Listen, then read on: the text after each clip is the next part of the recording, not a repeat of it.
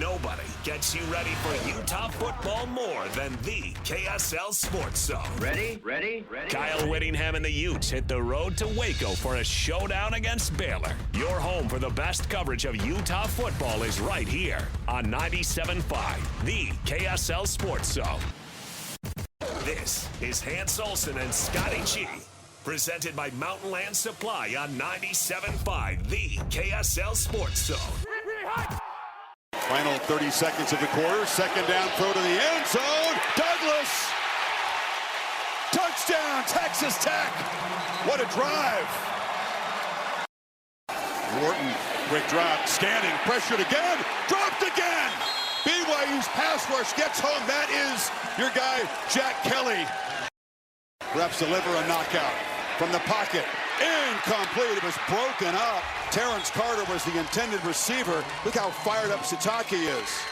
6 offensive linemen. Power! And walking in is Cameron Dickey. Texas Tech making a statement in front of the nation today.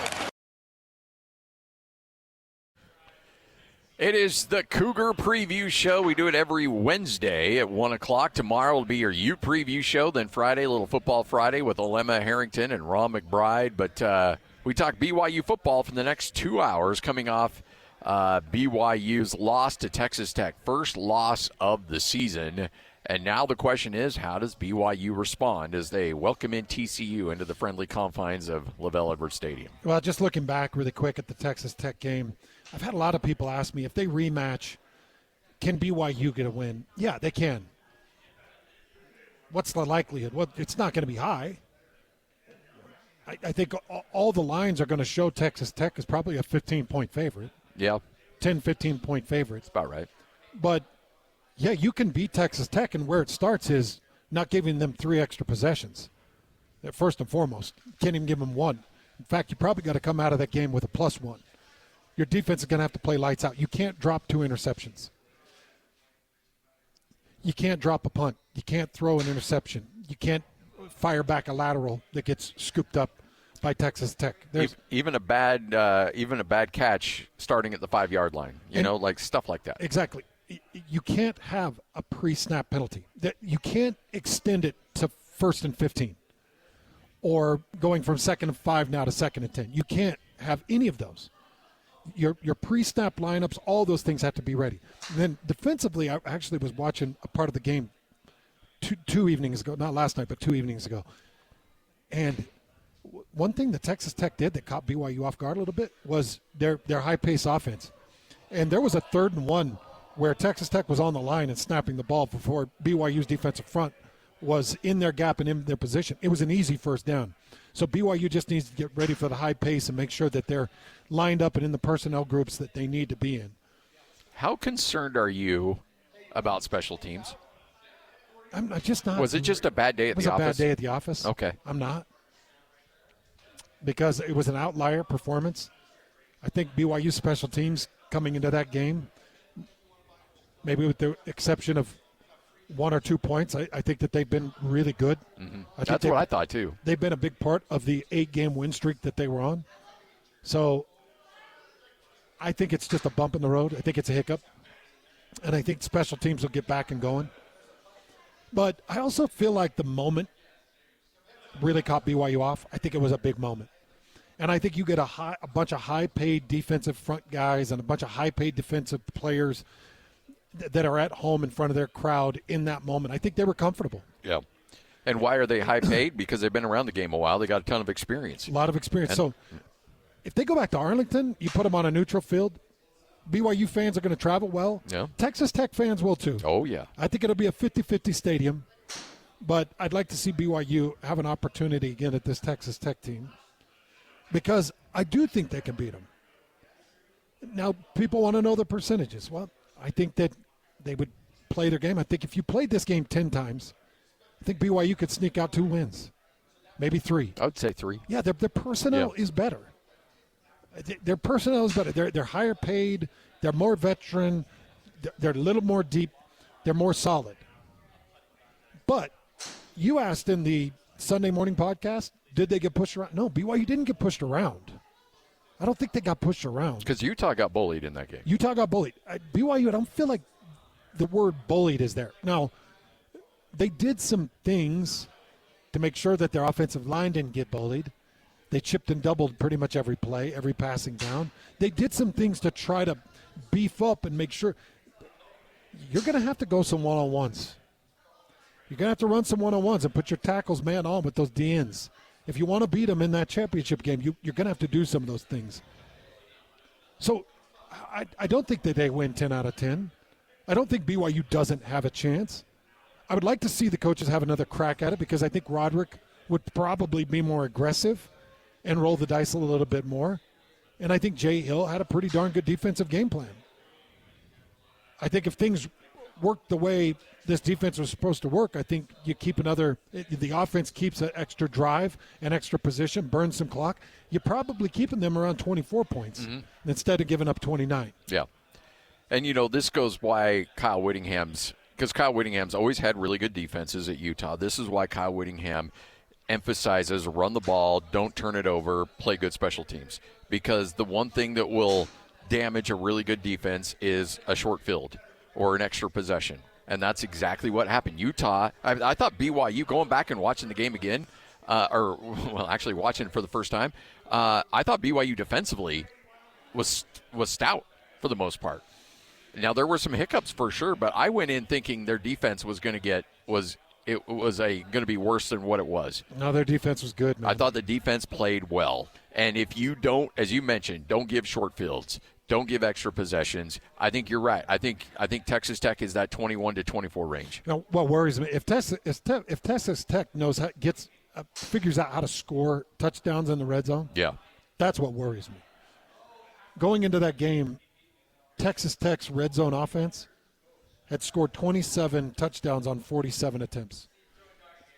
They were 100th in the country. Wow. Only 57% of the time scoring touchdowns on attempts. And it played out for BYU. Oh, yeah. Texas Tech got in the red zone multiple times with turnovers and other things, got in the red zone multiple times and ended up with field goals. 5 field goals in that game. If they figure out how to score touchdowns in the red zone, it's a different story. But I feel like BYU's defense matched up well with them, and kept them out of kept them out of the end zone. So, yeah, it was a beating, and it was not the result that you would hope for. You wanted to have BYU keep it a little closer. Might have fell less in the polls. Might have fell into number 10 if this was a 2-point game and it came down to a fourth-quarter drive. But BYU currently stands to have another opportunity at Texas Tech. I think Bear Bachme is going to be better for this game, too. I think long-term, there's a lot of things that you take away from this because the moment, for the first time this year, the moment looked a little big for him. It did. And I think that's a moment where you're like, okay, you know what, life has been really, really good, and we just got knocked on our backside. You remember when we had the exit interview with Joe Ingles, and I think it was Dallas was figuring out how to push him off the right. Yeah. Forced him to his left. And in our exit interview, he was like, yeah, they figured it out. So now Joe has to adapt. He's got to figure out his game. Yep. Well, Bear Bachme just got a taste of good game planning with good personnel. That's what it is. It's good game planning with good personnel. And so now Bear has to understand, against TCU, if it's 3rd and 12 and my number is called, let me go see, maybe. If I get back to that championship game and it's 3rd and 12 and my number is called, I got to be a little more intelligent because they were standing right there. Mm-hmm. They had a spy. They had a defender that was extended the arms, shucking an offensive lineman, and he was trying to shift to get any yardage on a 3rd and 12 or 3rd and 11 off a QB draw that had got him 12 and 13 yards in games past. Yeah. He's got to know. And also, Aaron Roderick's got to look at it and say, all right, good defensive coordinator, good personnel. We got to be a little bit more prepared for 3rd and 12 because the film is out. 3rd and 12 is a really good possibility for a QB draw. Well, Bear, so far in his true freshman career, has been like a computer. He's been a computer. And he's storing data. And it's like, oh, wait a second. X shows I go to Y. Y shows X closes, I go to Z. It's like his brain works pretty good. I'll give you, for instance, he read a perfect corner blitz. Threw it into the blitz, but the problem is you've got one of the best safeties in the country in Cole Wisniewski, who's standing over the top of the route. Corner blitz comes. Cole understands corner blitz, understands, different route threats. Bear reads the corner blitz, flicks it out to Chase Roberts. Chase catches it, but instead of a 12 to 14-yard gain on a mediocre safety, you got one of the best safeties in the country and ends up with a 5 or 6 yard gain. Yeah. Those are the little unique things. He's reading blitzes. He understands where to throw in blitzes. He'll better understand the Texas Tech personnel. I think he can diagnose it, and I think it's going to be a much closer game if they can get back to it. Which leads me to my second point with BYU, and I was thinking about this the other night. BYU is a better team than the next three teams they play. Oh, yeah, yeah. They're a better team, and outside of the Cincinnati game, they got their location. They got their home. That means they have to beat themselves.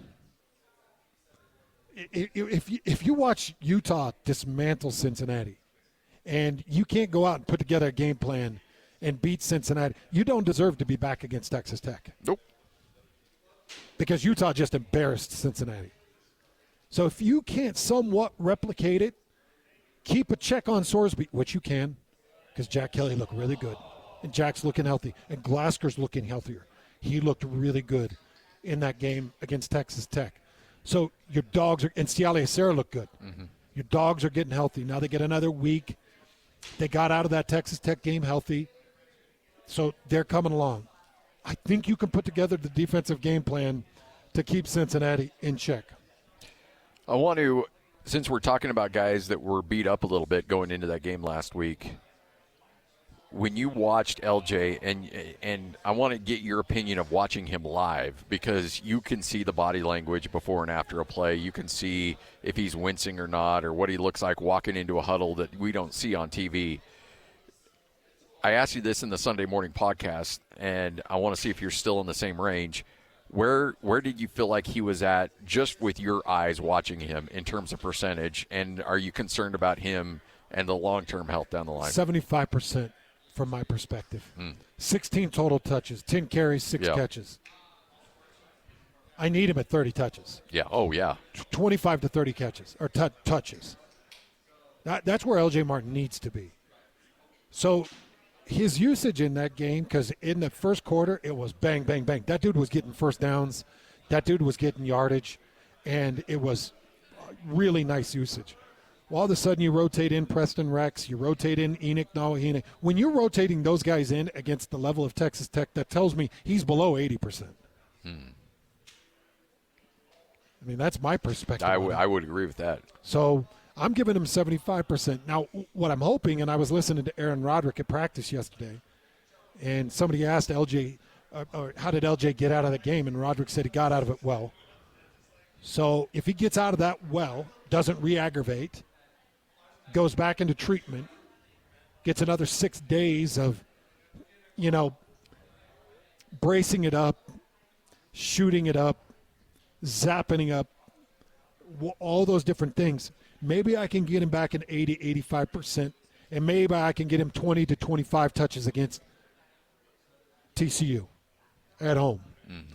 Plus, you don't got to travel. You don't got to put him on the plane. He's going to have extra time and attention going into the weekend, extra time and attention to get him ready. So I think he was 75%. I'm expecting him to be 80, 82% as it comes back into this TCU game. Ramp up his usage and really start to push him because you need him. But the great aspect of this, you're better than the 3 teams in front of you. You've got good leaders defensively, and you got some good leaders offensively with Chase Roberts and Parker Kingston. You got some good leaders offensively. Carson Ryan has become a real nice leader for this offense. Calm it down and understand you got better personnel, you're better coached, you're a better team. The only way you lose one of these 3 is if you shoot yourself in the foot. Mm-hmm. Yep, self-inflicted damage. Come out with ball security, intelligent defense, good, strong offensive run game, and you win these 3 games. Okay, so I'll give you, for instance, Utah's a defense held Cincinnati to 14 points. Let's add 7 points because you're going on the road to Cincinnati. Let's add 7 points. You hold Cincinnati to 21 points. Let's say you hold Cincinnati to 24 points. You beat Cincinnati. Cincinnati's going to have to score 32 to 35 to beat BYU, in my opinion, because I think BYU can put up 28 plus on Cincinnati. Yep. Okay? And then you come home and you got UCF. You finish out strong against UCF, and you're back against Texas Tech. You know, at this point for me with BYU in this season, now I can look past it because I'm just an analyst. I'm just a washed-up has-been that sits behind a mic, and I get to yap about who's doing what. I can look forward. I'm looking forward and saying, I want that Texas Tech rematch because I think I can show better. I think I can do better. I think the coaches want another shot at it. If these players have any heart, they want another shot at it. And if this offensive line has any heart, they'll go back and they'll say, hey, Coach, love and respect for what you do, and I don't mind the chips. The chips don't need to stay as long. Chips were getting hung up on the chips. And you know what I mean by that? Oh, yeah. I think our listeners do too. Yeah. A chip can be just a hand touch to the shoulder pad and off and rock and rolling. Yeah. Unless I'm getting beat as an offensive tackle. Now it becomes from a hand chip, it becomes L.J. Martin having to put his helmet on that inside shoulder or the middle of the chest to the outside shoulder to try to help square up that defensive end. My chips need to be a hand touch because I trust my offensive tackle. A hand touch to the flat, all of a sudden, instead of getting 2 yards, I'm getting 6 to 7 yards because I'm able to turn up the field. Mm-hmm. It's all those stupid little details of this dumb game that drive me crazy. but these are the things that if Lapuaho, if Jada, if Gentry, if they've got heart, they'll go to that rematch and they'll say, Coach, I love what you did. Let me show you what I can do. Yeah. Let me show you the scouts what I can do. Well, if you look, BYU right now is looking at not just the Big 12 title game. They're looking at the college football playoff. You want a seat at the table. And so how do you do that? You got to run the table, which you should. And then win or lose against Texas Tech, you got to play one hell of a game. Because if you go toe-to-toe with Texas Tech, even if you lose and it's a close game, goes right down to the wire, you may have just punched your ticket into the playoff. And to me, if BYU's able to do that, let's go. But you've got to finish strong, and you've got to play well against Texas Tech, which I firmly believe this whole team, to your point, they've got to be chomping at the bit. Now, you can't look ahead to Texas Tech. You got to make sure you stay focused on your individual teams, but there's no reason why this team couldn't go toe-to-toe with Tech in round 2. Knowing this team, they got guts, man. Oh, yeah. Yep. They got real guts. Parker Kingston has guts. I mean, the kid is a stone-cold killer. He's got guts. You don't think he doesn't want to go up against them again? Yeah, he wants the redemption tour, man. Yeah. But TCU, and we'll get into some of the TCU. We got Brian Estridge, our good friend. He is the play-by-play voice for the TCU Horned Frogs. He's going to join us at 2 o'clock. We'll get into some of the TCU. TCU they are bipolar. Flat out. One thing at 1 minute, complete other thing at the next minute. They just got beat by an Iowa State team that BYU beat up pretty soundly. Yeah. So I just think that this is a Jekyll and Hyde team, depending on what type of team you get. And plus, they just had their third loss. So they're out of the running. They're out of it, yeah. They're out of the running. So how do they respond to their third loss? How do they respond to being out of it? I actually think you're going to get a team that's pretty broken. Mm-hmm. Or a team that you can break pretty quick. Yeah, a team you put 10 quick points on in the first quarter, and they want to pack up and get themselves back. We're done. It's cold here. Yep. Nobody wants to be here. All right, Hans and Scotty, 97.5, the KSL Sports Zone. You may not want to be there, but you do want to be right here at the back nine. And, there's a lot of people out there that just want to work on their game. And they're thinking, okay, if I'm going to go to a place like this, I have to have my game at this level. No, this is a great place to just come in and even if you're just a beginner, get that membership, and that gives you opportunity to get those reps in to get your game where you want it to be.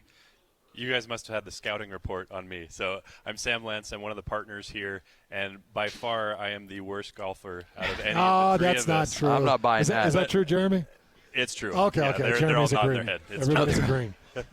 So, I mean, for somebody in my position who loves the game of golf, enjoys playing it, but I'm just not that great because I haven't had the time to practice, what a great environment to be able to do that, where I don't have to worry about shanking one and hitting somebody on the other fairway, or having a big crowd of people watching me as I'm nervously trying to get my drive off at the driving range. So it's, no matter what skill level you're at, this is the best place to be working on your game 24/7, round the clock, all year long. So we love it. It was funny, Sam, when we walked in and we're sitting here with Dan and Jeremy and we're all talking and like, oh, what are memberships? They're looking at you like, Sam's our numbers guy.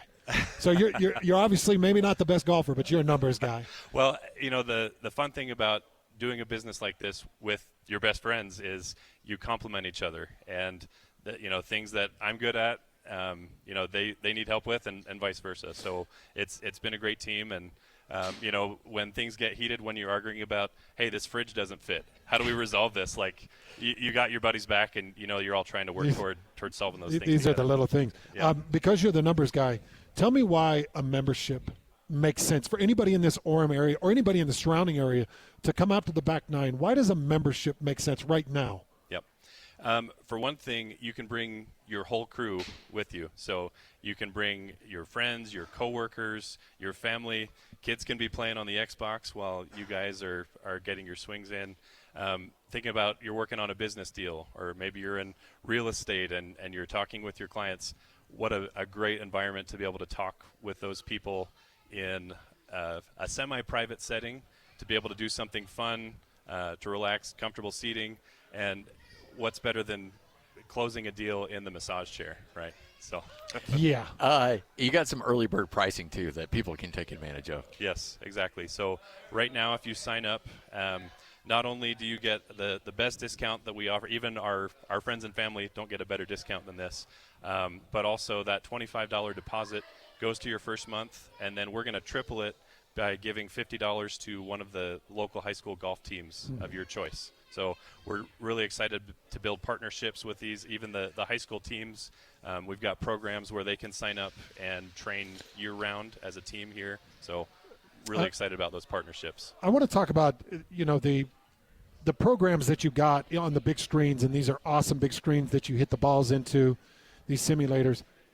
How many courses do you got that I can go play? I mean, can I go play some of the great courses here in the country? You call me the numbers guy, and I don't know the exact number. It's several dozen. Is it 50 or 60, something like that? And I know that they're adding, Okay.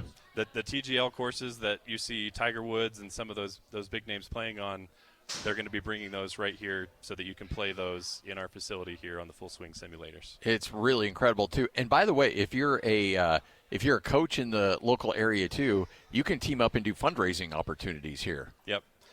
And what a fun way to do a fundraiser. So you're not having to go to door to door selling candy bars and things like that. But you could do something that's fun, people enjoy, and a great way to build some camaraderie with your team and your parents and your community. It's the back nine here in Orem. And again, the address, it's right next to the Costco in Orem, 865 South, 700 East in Orem. Stop by. We've got some free Chick-fil-A. We've got some free giveaways, a chance for you to win tickets to the BYU TCU game. Go put your name in the hopper to win those. And so much on the line here for you to walk away from and win some tickets, win some prizes, eat some free lunch, and check out one of the beautiful new facilities here in the state of Utah in Orem, 865 South, 700 East. It's the back nine right here on 97.5, the KSL Sports Zone.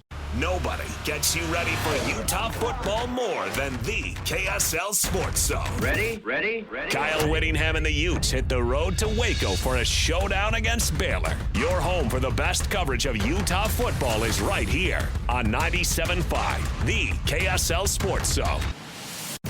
This is Hans Olsen and Scotty G, presented by Mountain Land Supply on 97.5, the KSL Sports Zone. It is your Cougar Preview Show here on 97.5, the KSL Sports Zone. Hey, by the way, I love those comments from Aaron Roderick. Who just said, you had a bad game. Yeah. You know what? It happens. We all had a bad game. He's taking it hard. And we all had a bad game. But I think it's okay for a coach to say, our guy, he struggled. And he knows he struggled. We all saw that he struggled. I struggled. The whole team struggled. Guess what? We laid an egg. Now, how do you respond from that? And we're going to learn a lot about Bear Bachme, not just the player, but the person, in how you handle a little adversity. And I think that I would be surprised if he does not play well coming up this week against TCU. You know, you and I were looking at their schedule during the break, and TCU has got BYU obviously this week. Next week they'll take on Houston. Houston is 8-2, and then you got a Cincinnati team that they'll wrap up with, who's right now 7-2. So they'll probably be underdogs in all three of those games that they play the remainder of the year, especially with BYU and Houston on the road and then home against Cincinnati. They're going to beat one or two of those teams. They will. I'm excited to catch up with Brian Estrich here in a few minutes, play-by-play voice at TCU, and get his thoughts of where this team's mentality is, because Iowa State was on a nosedive of a season. They couldn't find a win to save their lives. Iowa State had pretty much given up the ghost. They had lost to Cincinnati. They lost to Colorado. Remember what they went on the bye week? Yep. They lose to BYU 41-27. They lose to Arizona State. They put 4 losses together. And then they go on the road. That's a home game for TCU. Yep. And they beat TCU 20-17. Makes no it's sense. An inexplicable loss for TCU. TCU was still a 2-loss team. Yep. So they were still in that 2-loss team compartment, stuck with 5 or 6 other Big 12 teams, and they lose to an Iowa State team that had nothing to play for. At home. At home. Yeah. So it's just inexplicable. And so I'm excited to talk to Brian Estrich just to see what this TCU team is all about. When you go through TCU statistically, just in comparison to the Big 12, they're the middle of the pack of pretty much every statistical category. Now, they got a quarterback that can throw it around, and they do a couple of things well defensively. They stop a run decently. Yeah. But for the most part, out of 16 teams in a conference, they sit about 8th in everything. You're right close to number 8 in scoring offense, right close to number 8 in scoring defense, right close to number 8 in yards per game, both offensively and defensively. You're the middle of the pack team. That's why I say in those 3 final games, one of those teams that's going to be favored is going to lose. Yes. TCU, I don't think, is going to finish 0-3. No, they're not going to end the season on a 4-game losing skid. We had Ian Fitzsimmons on yesterday, and Ian was talking about Sonny Dykes and just said it's not typical Sonny Dykes just fall apart, lose the rest of his games, and then be put on the hot seat. Because I got to imagine, you've got a big-time quarterback. You got a lot of expectations if you're TCU. You go back to that 2023 season when, what was it? Was it the 22 season? They had they were 13-2 that year, and really before losing to number 1 ranked Georgia in the national championship game. And then you go the year after, they're 5-7. The year after that, last year, 9-4, and then this year, kind of going. Now they're 6-3. I mean, he's had good years. He's had good moments. This is not typical for what happens there at TCU. Outside of that 5-7 season, they're better than this, and it would surprise me if they pack it up and mail it in on the season. But also a team that's right there on the precipice, that if BYU comes out and they're up 14-0 early on and had 2 long time-consuming drives and force a couple 3-and-outs, you might break them. I think you break them pretty quick. In the opening segment, I was talking about how Utah matches up well against Baylor, a non-rushing quarterback. Look, Baron Morton was a non-rushing quarterback, and he got the job done. I'm not saying he blew things up. He didn't blow things up against BYU. I thought BYU got their licks in. Mm. Was it 4 sacks in that game? I think it was 4. 4 sacks, I think 10 TFLs. I don't know about the TFLs, but, yeah, I think it was 4 sacks. 4 sacks, a bunch of TFLs. It was just a really good statistical game against a non-rushing quarterback. That's what Josh Hoover is. Josh does not want to get out of the pocket. Again, going back to Sonny Dykes and going back to being on the hot seat, you got a junior quarterback that's really in his third year of starting. Some of Josh Hoover's first starts were against BYU a couple of years ago, getting the win in Dallas at TCU. That was a tough game. Mm-hmm. That was a tough loss for BYU. And they roughed him up. And Josh Hoover looked good. That's why I thought coming into this season, I thought TCU might be kind of the underdog, a little bit of the dark horse that surprises people. And so far they've just been too hot and too cold. Yeah, look, they're going to suffer probably. I would anticipate they'll go 1-2 in this stretch. They'll beat one of these three teams. They'll lose to the other two because the other two are better. And frankly, they're not as good as the three teams that they're playing to finish the season. I think Houston's better. I think Cincinnati's better. I certainly think BYU is better. So they, on paper, should lose all three of these games. They won't. They'll get somebody because they fight their butts off and they'll find a way. But, again, that's the kind of team, though, mentally, and you played the game, you know better than anybody. You probably felt you probably could feel a team break in a second quarter or a third quarter. When you knew like, when you had it. Yeah, like, okay, they're done. You knew they don't want to be here anymore. But you knew you had to keep the pedal down. Yeah. You know what's interesting? Texas Tech kept the pedal down. They were running no huddle when they were up by 3 scores, and there was like 5 minutes left. Texas Tech was like all gas. And I was watching that like, man, that's what I want to see from BYU. Yeah. Utah's doing that. Oh, yeah. Utah's going all gas. They're not letting off the throttle because they know they've got to impress some people. 2-loss team. They want to get to the CFP. They want to fight their way back into this. They're blowing teams out. They're keeping the pedal down. BYU needs to keep the pedal down against TCU. Even when they break them, if you start this game 10-0, first quarter ends. Come out of the second quarter, first drive in the second quarter, score a touchdown, 17-0. You don't go coast, man. You keep the pedal down, and you're looking for a 42-7, a 42-3. You're looking for that signature win that's not the West Virginia game, a signature win against a TCU team that I do feel is dangerous, that has a coach that doesn't want to be anywhere close to a hot seat with a junior quarterback that's in his 2.5 year starting. You don't want that. I'm looking at road games for BYU. They beat Colorado. They put 33 on the board against Arizona, and then 41 at Iowa State. And then, of course, the tough one against Texas Tech. But so far, this offense has proven that it can go on the road. And if you have a chance to push a 21-point lead to 28. You talking about TCU or BYU? BYU. TCU is coming to the Valley. Oh, yeah. Sorry. I meant TCU coming here. But yeah, you lost a tough one at Texas Tech. You got TCU coming to Provo. You've got an opportunity here to not just win this game, but win this game in a big, big way. And I think that's what's going to be uber important for BYU. Well, as far as TCU is concerned, they're not a good road team.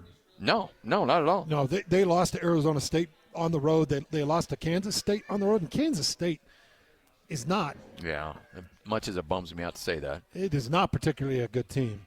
But they lost to Kansas State. I think Kansas State put 40-plus on them. Mm-hmm. So it's not a good road team. No.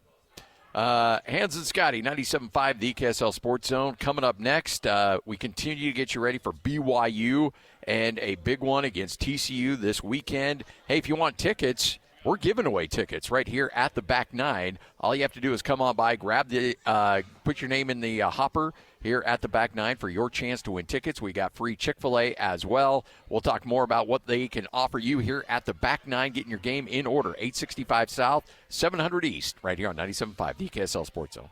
Let's go! Complete game coverage of the Cougars is right here on the KSL Sports Zone. The Cougars return home for a battle against TCU. Your home for the best coverage of Cougar football is right here on 97.5, the KSL Sports Zone. This is Hans Olsen and Scotty G, presented by Mountain Land Supply on 97.5, the KSL Sports Zone. Brian Estridge is going to join us coming up in about 10 minutes from right now. One of our favorite dudes on the planet, play-by-play voice of the Horned Frogs. But Hans, BYU, TCU coming up, and it's got to be good for BYU. Just get back home after a tough trip to Lubbock. Nobody wants to go to Lubbock. Everybody loves leaving Lubbock. And to just get back home in front of your fans after that kind of, buzzsaw you ran into down there. Yeah. Get back in the friendly confines of the Ed. It's going to be really nice for them to get back home and get their fans back behind them. Really quick, and there's just this final segment before we get out to Brian Estridge. I did want to mention, because it is the Cougar Preview Show, BYU got a nice win over Delaware last night. Yes. 85-68. Down at halftime in that game. This basketball team is going to be brutal. Yeah, not a real good look. Down by 2 or 3 at half. Yeah. But Rob Wright, nearly a triple-double. 1 rebound, 1 assist away from a triple-double, going 26 points, 9 rebounds, 9 assists. Really just a career-type game for Rob Wright. And I get it, it's Delaware. When you get into Big 12 play, it's going to be more difficult. But Richie Saunders with 26 and 10. Fantastic game from him. A.J. DeBonsa didn't have to do the heavy lifting. Still had 18 points in the game. Kebe Keita continues to be just a matchup nightmare.